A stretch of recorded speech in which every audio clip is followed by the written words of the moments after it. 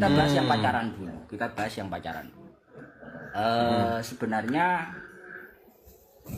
majelis sholawat yang di situ sampai terjadi pacaran, dalam artian ada laki-laki, ada perempuan bareng, duduk bareng. Itu sebenarnya apa yang perlu disikapi? Apa yang perlu disikapi? Maksudnya dalam artian sebenarnya kan hal itu tidak semestinya terjadi, dan itu saya kira bisa untuk diminimalisir. Bisa diminimalisir. Nah, ini saya ingin membahas sedikit, nanti biar dilanjutkan sama Lora Kadam sama Gus Wafi. Monggo. Satu, sebenarnya dalam majelis sholawat itu yang paling penting diperhatikan pertama kali adalah bagaimana caranya di majelis itu tidak sampai terjadi ikhtilat. Sahih. Ikhtilat itu percampuran antara beda jenis, laki-laki dan juga perempuan. Karena apa? Benar. Karena ikhtilat itu secara fikih itu tentu tidak diperkenankan, haram lah bahasanya begitu. Sehingga untuk menjauhi ikhtilat itu oleh para ulama didefinisikan bi antatadhammah ajsamuhumah. Jadi antara raga laki-laki dan raga perempuan itu saling berdempetan. Maka bagaimana untuk menanggulangi ini? Satu-satunya solusi adalah diberikan tempat tersendiri untuk laki-laki dan tempat sendiri untuk perempuan. Kalau misal di lapangan jadi satu, ya dikasih sekat lah.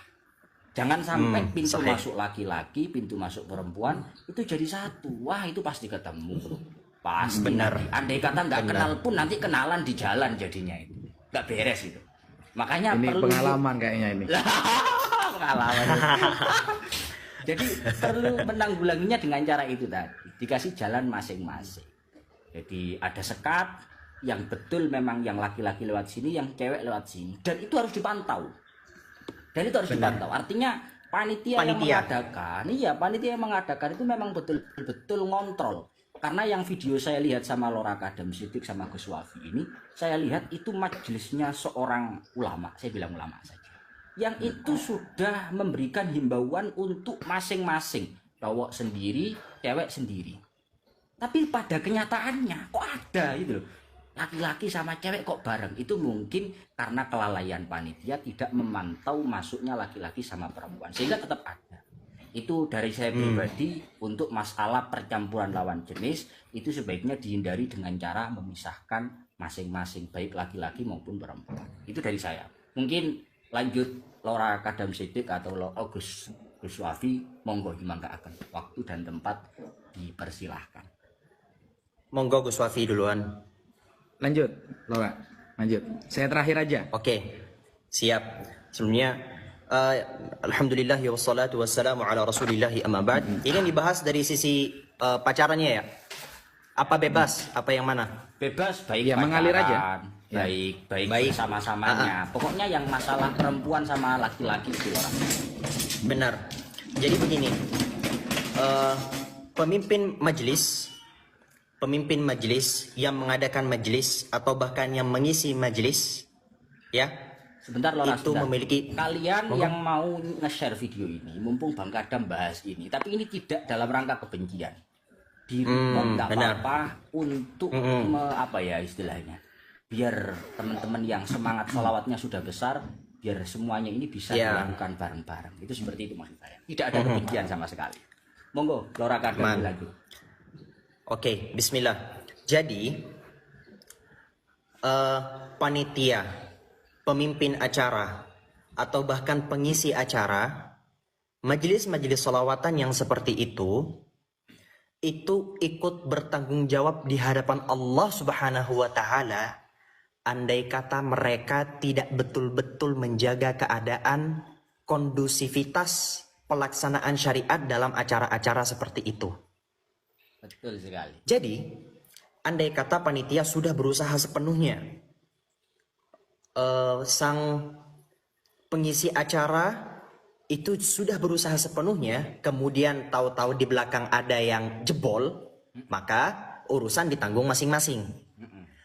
Jadi, yang perlu kita kritik pertama kali di sini adalah panitianya. Ada beberapa pengurus majelis salawat yang alhamdulillah sering lewat di FVP saya, mereka itu akhirnya berani untuk negur di atas panggung. Gak usah joget kan, sering muncul ya. Iya, Ya kan? iya. Belakang tolong jaga. Itu masya Allah tabarakallah. Itu keren itu. Berani negur dari atas panggung ketika ngelihat keadaan-keadaan di depannya sudah melanggar syariat. Namun yang jadi problem adalah ketika orang-orang yang di depan melihat keadaan-keadaan seperti itu tapi malah didiemin. Nah ini sebelum kita bahas yang bawah-bawah kan kepalanya perlu kita pegang dulu ini. Betul, Yang betul, punya betul. majelis, yang apalagi yang punya majelis sekarang modal suara doang. Aduh. Tapi gak punya ilmu. Lebih parahnya lagi sekarang Gus. Iya, Lebih iya. parahnya lagi sekarang gak ada modal ilmu dan gak ada modal suara. Modal ganteng tok. Jadi Nggak perlu sebut merek, nggak perlu sebut merek. gak perlu. Udah Nggak, maksudnya suaranya gak teman-teman yang ada. di bawah, teman-teman yang di bawah nggak perlu sebut merek, nggak perlu sebut merek. Gak perlu sebut merek ya. Kita ini mengalir aja. Jadi semua orang bebas. Kalian jangan melihat siapa yang punya acara OC ACB, enggak. Tapi kalian lihat kondisi acaranya. Acaranya bentuknya seperti apa. Nah itu semua ikut bertanggung jawab. Jadi buat teman-teman yang insya Allah akan jadi pihak panitia mungkin nantinya, kalian harus yang paling getol speak up terhadap panitia lainnya. Kalau ini sampai terjadi kita bertanggung jawab nanti di hadapan Allah. Bayangin Anda wahai teman-teman sekalian yang membiarkan itu terjadi di hadapan Allah, setiap dosa-dosa yang terjadi dari per orang itu akan dilimpahkan ke kalian. Ya mereka juga berdosa, tapi dosa mereka ya satu doang, dosa pribadi. Tapi Anda yang mengizinkan itu semua, yang membiarkan itu terjadi, mendapatkan panen pahala dari berapa ribuan orang yang datang, puluhan ribu orang yang datang itu. Terjadinya ikhtilat, terjadinya pacaran, terjadinya ini itu, kalian bertanggung jawab. Itu baru satu kasus ikhtilat yang itu betul-betul berbahaya sekali. Saya malah teringat begini Gus. Bahas keran saya hidup bentar-bentar jebol.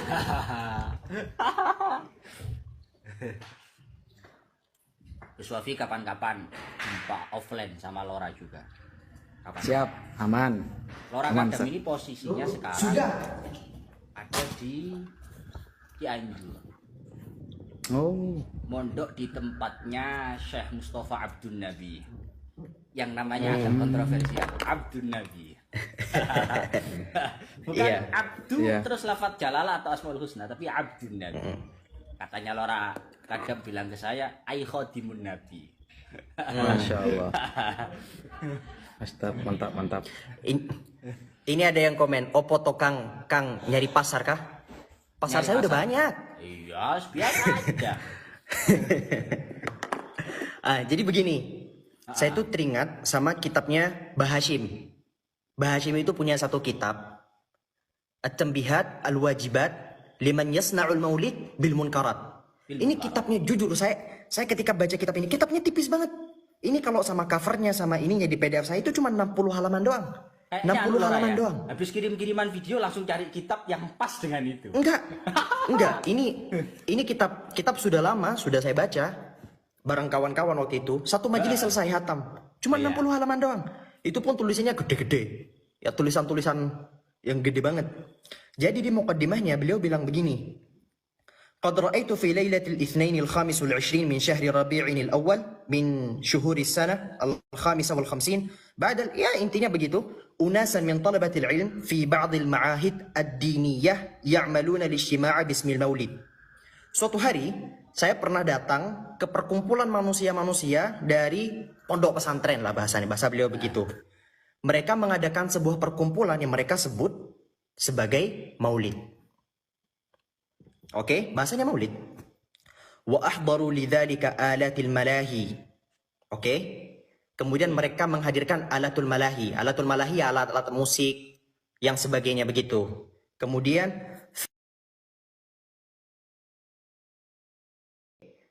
mereka menghadirkan alatul malahi. Alatul malahi alat-alat musik yang sebagainya begitu. Kemudian thumma qara'u yasiran minal Qur'ani wal akhbaril waridati fi mabda'i amrin Nabi sallallahu alaihi wasallam. Persis yang sekarang ini yang terjadi.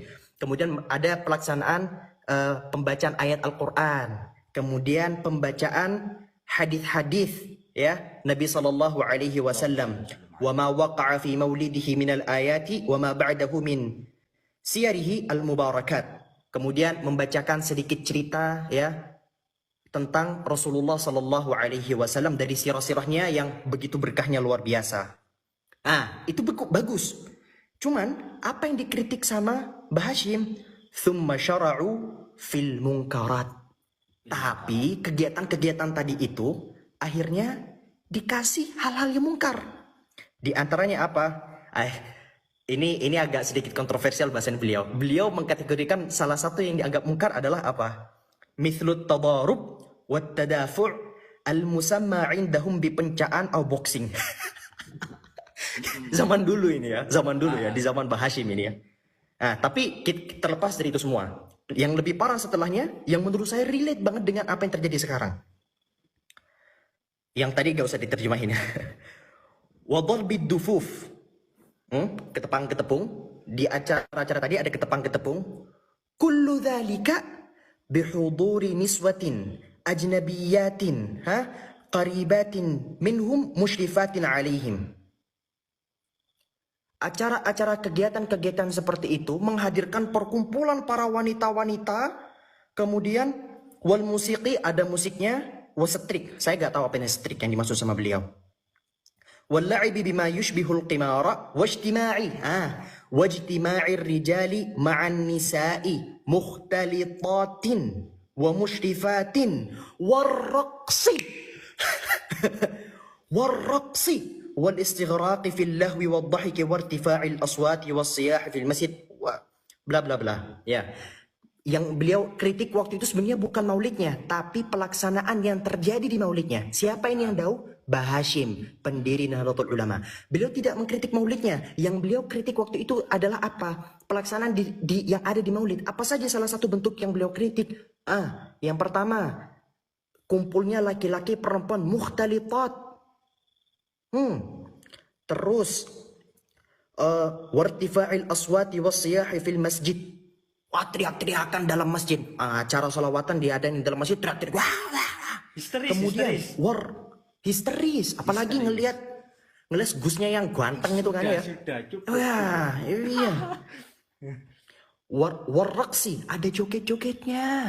Jadi ternyata di zaman beliau sudah ada itu. Kemudian di akhir beliau bilang, fanahaituhum wa ankartuhum an tilkal munkarat fatafarraqu wansarafu. Jadi Mbah Hashim itu berani banget. Sekelas Mbah Hashim ya, masa ia berdiam di atas kemungkaran. Mbah Hashim secara berani langsung membubarkan kegiatan kumpul-kumpul seperti itu. Maka sepertinya sekarang kita ini butuh sosok-sosok seperti Mbah Hashim yang berani speak up. Speak up. Yang ketika ngelihat hal-hal seperti itu tuh kayak bukan didiemin. Bukan berarti kita ingkar terhadap acara salawatnya, tapi ingkar terhadap beberapa praktik-praktik yang dilakukan di acara-acara salawat seperti itu. Hadza wallahu a'lam. Monggo Gus Wafi. Oke, syukron Lora. Sekarang waktunya Gus Wafi. Monggo Gus Wafi. Itu yang disampaikan Ustadz Kadam Siddiq sudah keren itu ya, sudah keren dan mewakili banget gitu loh. Karena ada narasi orang kemudian memberikan pembelaan kepada acara itu dengan mengatakan begini, daripada mereka hadir di acara orkesan, mending mereka sementara seperti itu hadir di acara solawatan. Betul. Jadi ini sebenarnya muwazana atau timbangan yang rusak menurut saya. Betul. Perbandingan Itu yang tidak bisa dibandingkan kecuali dalam keadaan darurat ya, memang darurat. Jadi kata-kata darurat itu bisa kita sebenarnya kita paham lah mana yang darurat mana yang tidak. Tapi kadang kan narasi itu bukan darurat tapi dianggap darurat untuk pembenaran gitu. Nah, sehingga ada narasi daripada mereka datang ke dangdutan, mending ya solawatan seperti ini. Nah, padahal di dalam kaidah fikih sudah dijelaskan, idza ta'arada baina mafsadataini maka ru'ya a'dhamuhuma dororon, kan seperti itu. Nah, kalau ada dua mafsadah yang bertentangan, satu mereka datang ke dangdutan mafsadah, dua dia datang ke solawatan dengan ada lagu-lagu dan lain sebagainya tadi, itu juga mafsadah. Maka yang dijaga adalah mafsadah yang paling besar. Nah, kaidah ini dipakai khusus dalam keadaan darurat. Kita buka di dalam kitab-kitab kaidah fikih. Itu khusus darurat. Dan apakah yang terjadi di Indonesia darurat? Jelas tidak. Karena mampu para panitia itu membedakan antara tempat wanita dengan laki-laki itu sangat mampu sekali. Betul. Di Nah, samping itu juga banyak Gus Ki. Banyak majelis yang benar. tidak seperti itu. Betul. Makanya kalau kita lihat di usul fikih, adillah itu kan nau'ani. Dalil itu dibagi menjadi dua. Ada dalil yang sudah disepakati oleh para ulama, Al-Quran, ijma, qiyas, dan sunnah. Ada dalil yang memang masih mukhtalaf. Nah, Salah. salah satu dalil yang mukhtalaf itu adalah saddan lidzari'ah. Nah, saddul dzara'i ini dipakai oleh mazhab Hambali biasanya. Sehingga perlu memang dibedakan antara hukum solawat dengan apa-apa yang terjadi di acara. Solawatnya tetap berpahala. Tetapi apa yang terjadi di acara itu hukum lain. Sama seperti ketika kita menjual pistol ke perampok. Hukum jual belinya sah, tapi hukumnya haram. Sehingga kalau memang memungkinkan atau kalau kita datang ke acara ini pasti campur baur, ikhtilat dengan nisa, maka justru mazhab Hambali mengatakan lebih baik jangan datang. Kalau memang ya saddan lidzari'ah kan dalil mazhab Hambali kan. Kalau memang sudah dipastikan saya datang nanti akan tercampur baur laki perempuan, kemudian banyak kemaksiatan, tanpa menghapus pahala bersolawat, maka lebih baik kita solawatan di rumah daripada datang ke acara seperti itu. Nah, ini yang kemudian oleh orang-orang liberal itu banyak menggunakan dalil al-adah muhakamah contohnya. Ini kan tidak ada kaitan sama sekali. Karena adah muhakamah ini, kalau kita mau pakai ulama Nusantara, Syekh Yasin bin Isa Al-Fadani, definisi adah yang bisa muhakam itu matalaqathu a'immatu bil qabul. Syaratnya harus sudah disahkan oleh para ulama. Kalau tidak matalaqathu a'immatul bil qabul, tidak disahkan oleh para ulama, maka tidak bisa menggunakan al-adah al-muhakamah. Sehingga memang istilah lebih baik datang ke sholawatan yang isinya seperti itu daripada datang ke dangdutan, ini hanya dalil pembenaran. Bukan kebenaran. Kira-kira seperti itu dulu lah mukadimah kita. Siap, terima kasih. Ini yang terakhir, saya itu sebenarnya nggak enak mau ngawali ada beliau-beliau, jadi saya terakhir aja. Seperti yang disampaikan Lora Kadam tadi, bahwa apa yang ada hari ini itu maulidnya tidak salah. Tapi yang salah itu adalah sesuatu yang ada di dalamnya yang tidak sesuai syariat.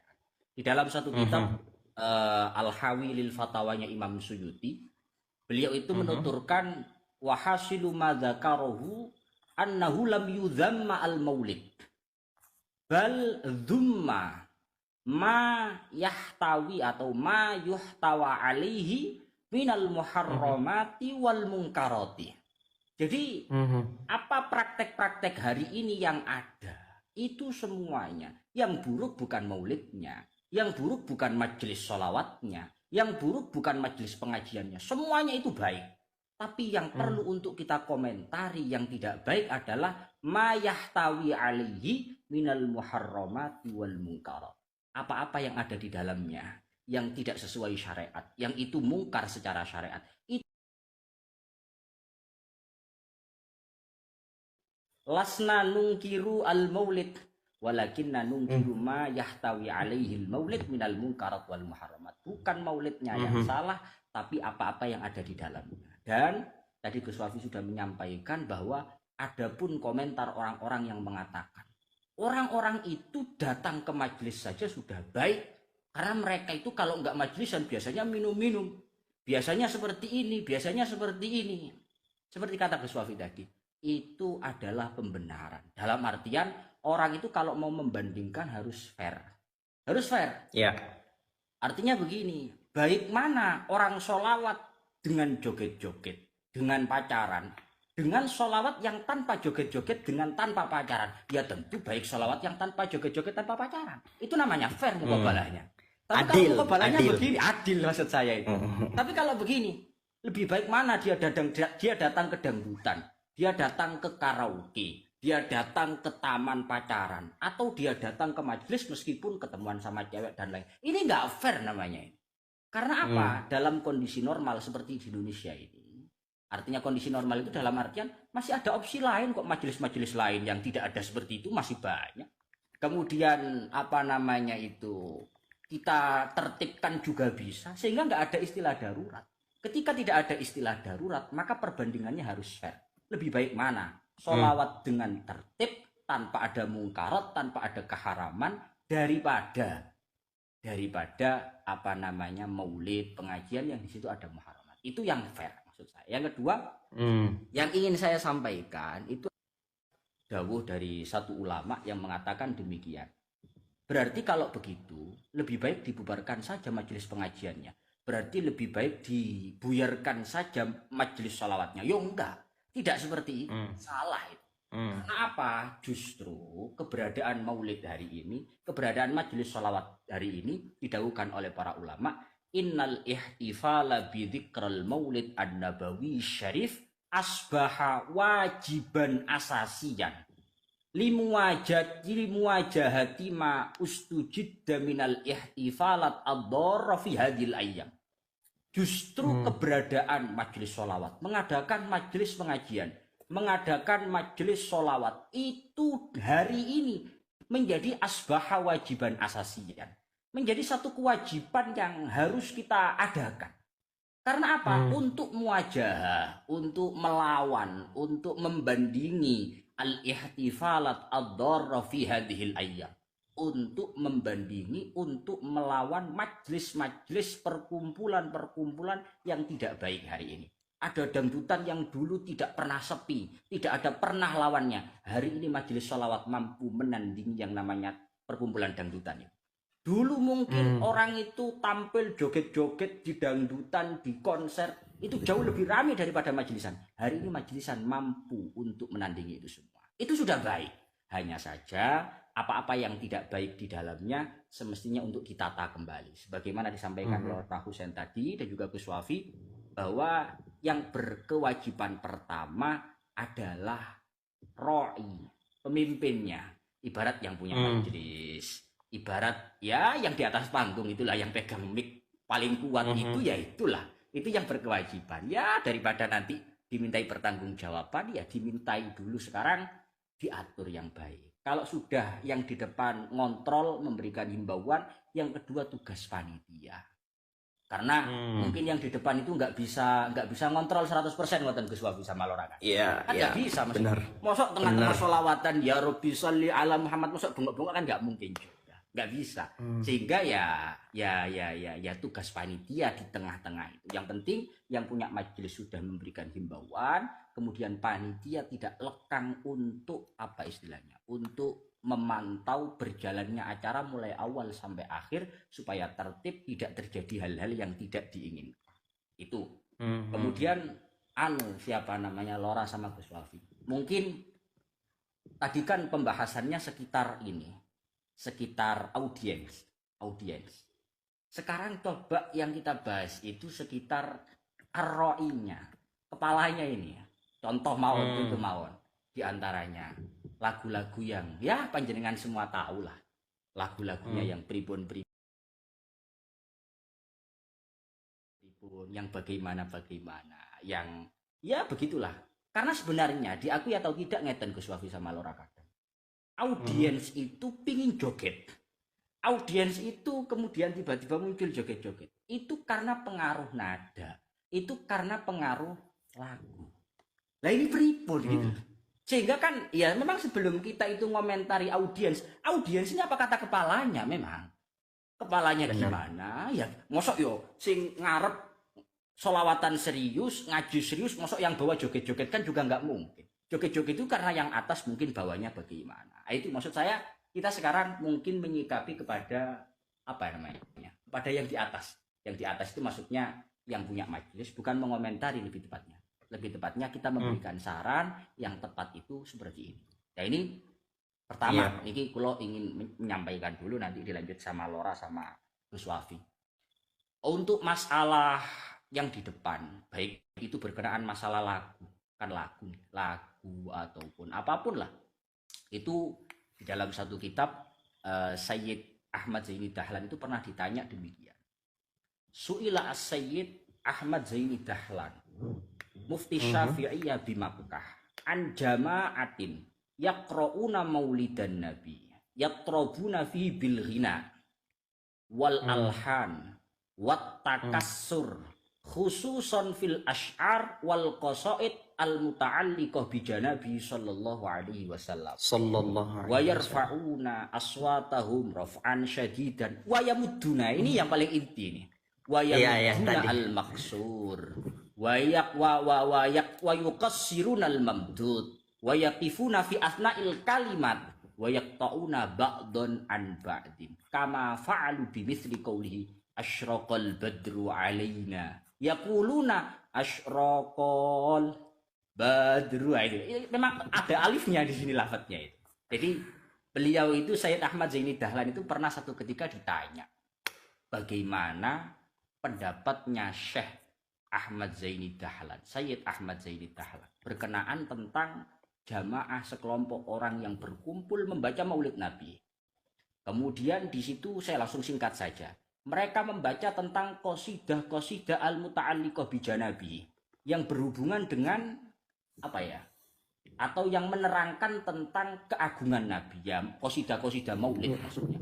Bukan qasidah Jawa yang kayak muride, ya, jadi sifatnya murid itu bukannya seperti itu. Yang betul-betul salawat, menjelaskan Nabi.